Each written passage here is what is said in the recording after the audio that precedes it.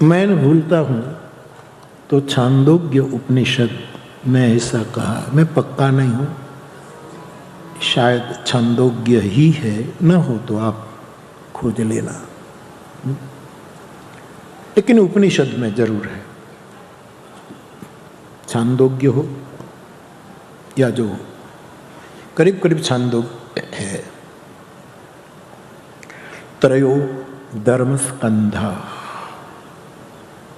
यज्ञ अध्ययनम दानम इति, छोटा सा औपनिषदी सूत्र है, बड़ा प्यारा है, आनंद की प्राप्ति का सूत्र है।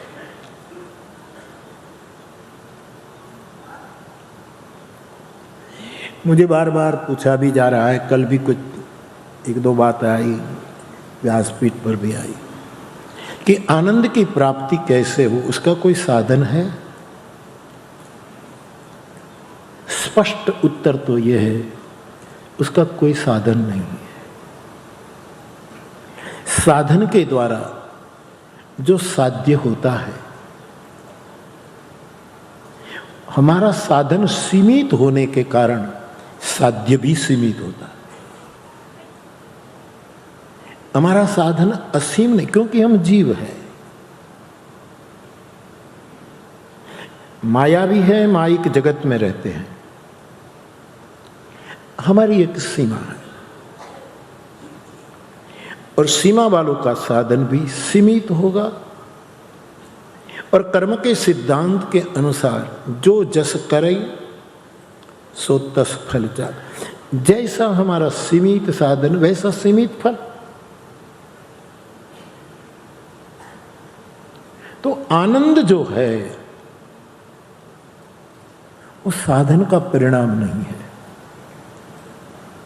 उसका मूल उत्तर तो मुझे लग रहा है वो सो कहूं, मूल उत्तर तो ये है, ये आनंद केवल केवल केवल किसी की कृपा का फल है, किसी की करुणा। इसलिए हम कल गा रहे हैं, आनंद ही आनंद बरस रहा, बलिहारी ऐसे सदगुरु की, कोई परम की बलिहारी, परम की रहमत,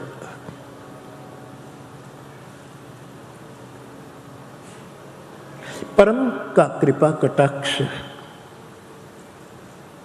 परम द्वारा प्राप्त स्थिति, वो आनंद है।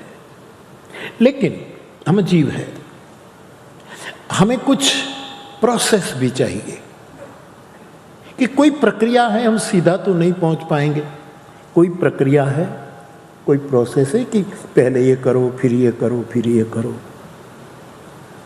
लेकिन फिर एक बार दोहराऊं कि करने से जो मिलेगा वो सीमित होगा, वो पूर्ण हो ही नहीं सकता। तो मैं आपसे ये निवेदन कर रहा हूं कि ये स्थिति आ जाए तो बस आनंद आनंद आनंद है। अनन्य चेता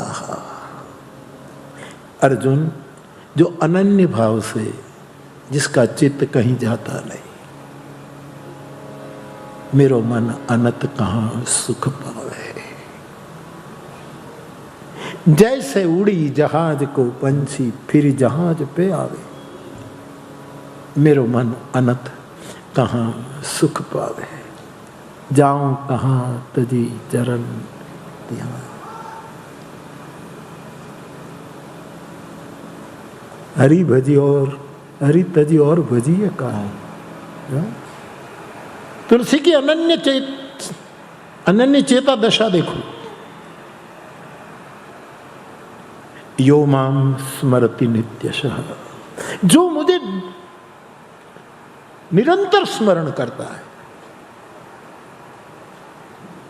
कृष्ण कहते तस्याहं सुलभ पार। अर्जुन में उसको सुलभ हूं, उसी क्षण सुलभ हूं मैं, उसी क्षण उसका हो जाता। नित्य युक्तस्य योगिनः, जो मेरे से इस तरह जुड़ा है, ये दशा आती। मेरा कहना मतलब ये है, जो अनन्य चेता हो जाए, हमारी ये दशा नहीं है, ये दुर्भाग्य है हम सबकी, लेकिन ऐसी दशा चैतन्य को आई, ठाकुर को आई, ज्ञान मार्ग के अरुणाचलम के बादशाह को आई, तो हो सकता है, ये हो सकता है। निरंतर नित्य स्मरण, कि स्मरक को, स्मरण करने वालों को भी पता न लगे कि कौन स्मरण कर रहा है। सुमिरन मेरा हरि करे, मैं पावा विश्राम।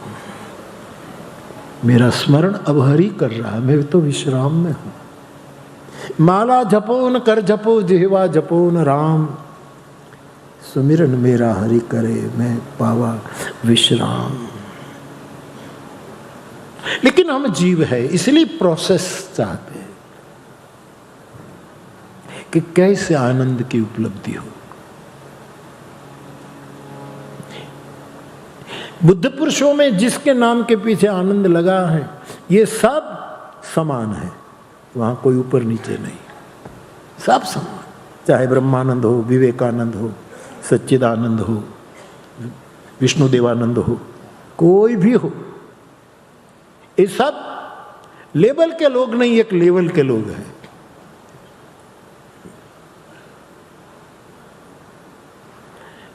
तो बाप ऐसी अनन्यता निरंतर स्मरण करने से, और ऐसी अनन्यता और निरंतर स्मरण, तो वहां वो होता है। तो वैसे आनंद दशा को प्राप्त करने के लिए कोई साधन नहीं, क्योंकि साधन से मिला साध्य सीमित होगा, अवश्य सीमित होगा, छोटा होगा। वो ये नहीं कह पाएगा कि कह कबीर में पूरा पाया, जैसे मुझे पूरा मिल गया, ऐसी उद्घोषणा नानक देव कहते कि मैंने पूरा पाया, ऐसी घोषणा नहीं कर सकता। लेकिन छांदोग्य उपनिषद की श्रुति के अनुसार एक प्रोसेस है, त्रयो धर्म स्कंधा, यज्ञ, अध्ययनम, दानम, इति कर दिया साहब, खत्म। 3 स्टेप, वामन के 3 कदम।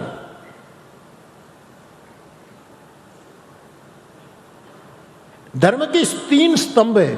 स्मृतिकार मनु भगवान ने और भागवतकार ने और कई महापुरुषों ने अपने धर्म के कई लक्षण बताए। तो धर्म की कई बातें हैं, 10 लक्षण हैं, कोई कहते धर्म रूपी वृक्ष के 4 चरण हैं, कोई कुछ कहते, लेकिन यहां छांदोग्य शीर्षस्थ निवेदन है, वेदांत का निवेदन। 3 ही स्कंद है, पाया तो घना है, लेकिन धर्मानंद पाने का, धर्म का एक आनंद हो, धर्मानंद,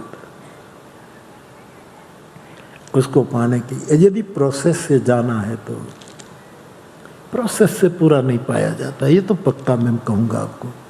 हाँ, आपको प्रोसेस से पूरा मिल जाए तो मुझे कोई तकलीफ नहीं है, लेकिन नहीं मिलेगा।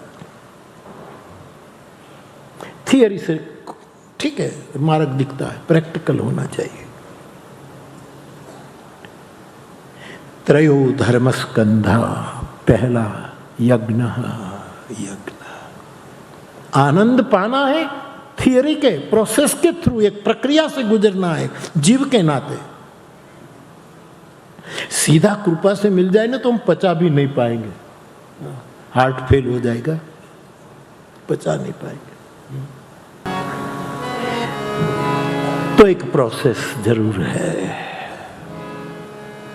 पूरा पचा भी नहीं पाएंगे, एक प्रोसेस है, वो है त्रयो धर्म स्कंधा, यज्ञ। आनंद पाना है प्रोसेस के थ्रू, तो यज्ञ। यज्ञ का अर्थ यहां मुझे इतना ही है, भाष्यों में हमारा दादाजी भी कुछ टिप्पणी कर देते हैं, महापुरुष भी कुछ टिप्पणी करते हैं, दादा की कृपा प्राप्त करके मैं करूं। यज्ञ का मेरा अर्थ है यहां आहूत हो जाओ, खलील जिब्रान कहता है प्रेम में चीज नहीं दी जाती, खुद को दिया जाता है।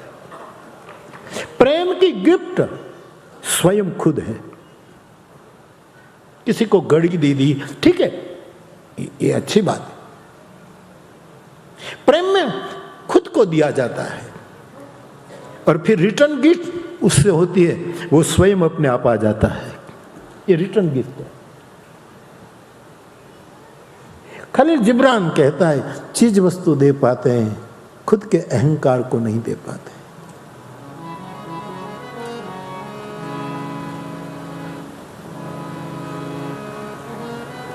यज्ञ का अर्थ है आनंद पाना है तो देने का संकल्प करो। मैं देता रहूंगा, मैं देता रहूंगा, मेरे पास जो होगा मैं दूंगा, मैं दूंगा, मेरा जीवन दे दूंगा दुनिया को, पूरी जिंदगी दे देंगे जगत को। ये यज्ञ है, आहुति,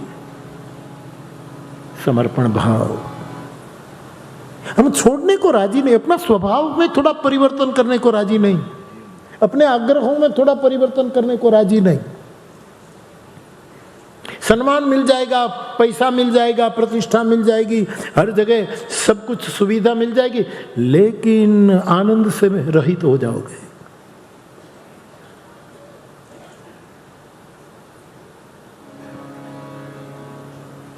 यज्ञ यज्ञ यज्ञ की कितनी बड़ी महिमा शास्त्रों ने की है।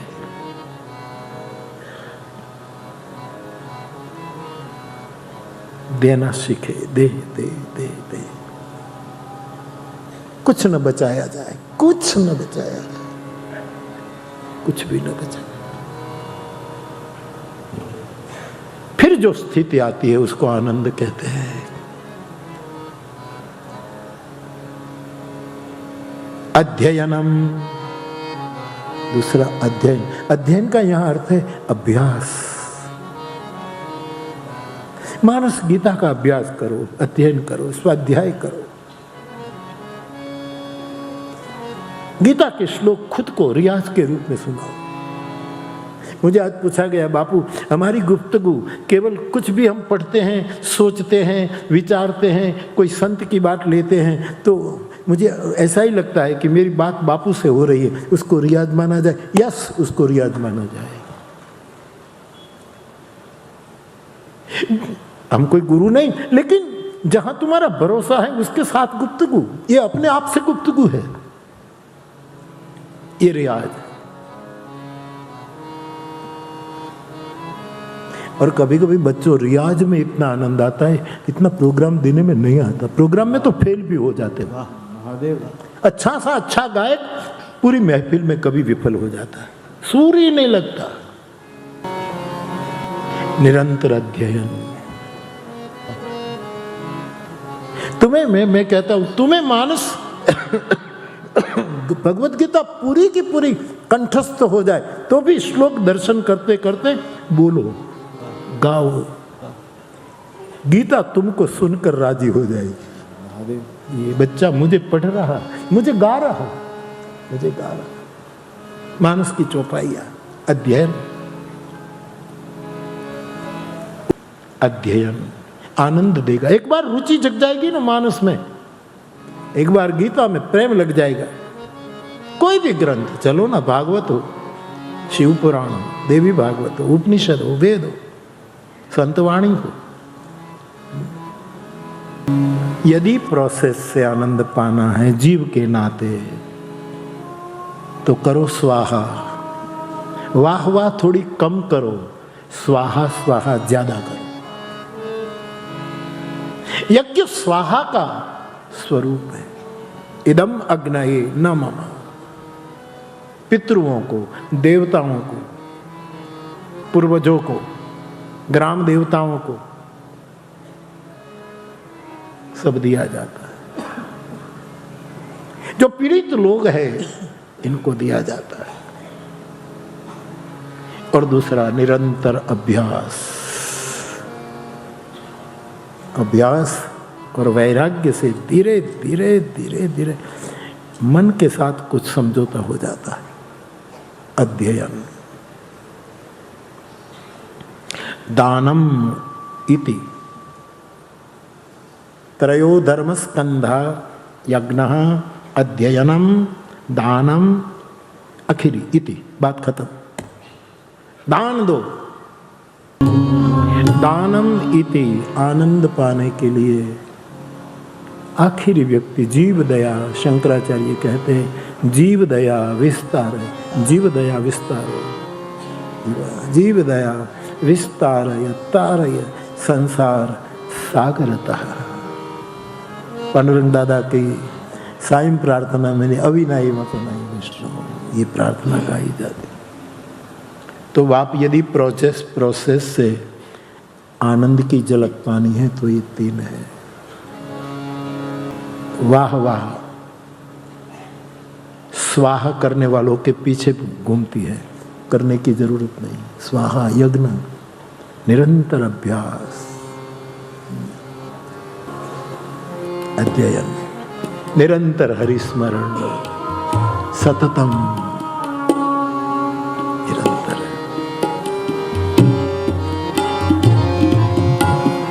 तो देना जीव दया, जीव दया, जीव दया।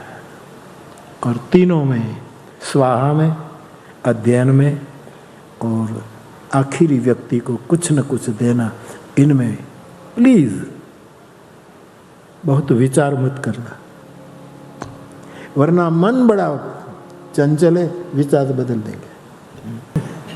विचार किया तो दान में चूक हो जाएगी, विचार किया तो अध्ययन में भंग हो जाएगा। पढ़ो, इससे क्या होगा, तोता रटन से क्या, राम रटो।